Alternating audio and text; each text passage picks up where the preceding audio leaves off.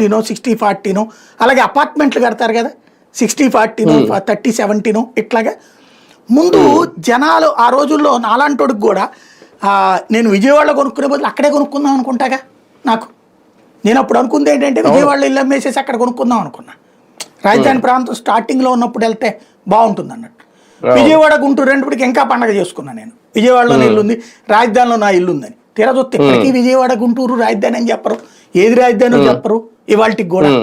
ఇవాళకి కూడా రాజధాని ఎక్కడ అనేది డిసైడ్ చేయరు ఏంటి అనేది.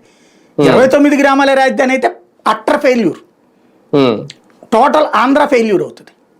బెజవాడ గుంటూరులో అది సిఆర్డిఏ వేరు అంటే ఇక అంతకు మించిన దరిద్రం ఇంకోటి ఉండదు. హెచ్ఎండిఏ లాగా సిఆర్డిఏ మిగిలిపోతుంది.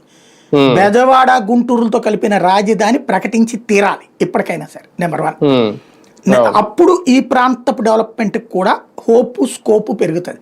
నెంబర్ 2, రైతులకి వాళ్ళ దగ్గర తీసుకున్న భూమికి తగ్గ కాగితాలు కూడా ఇవ్వలేదు ఆ రోజున. నెంబర్ 2.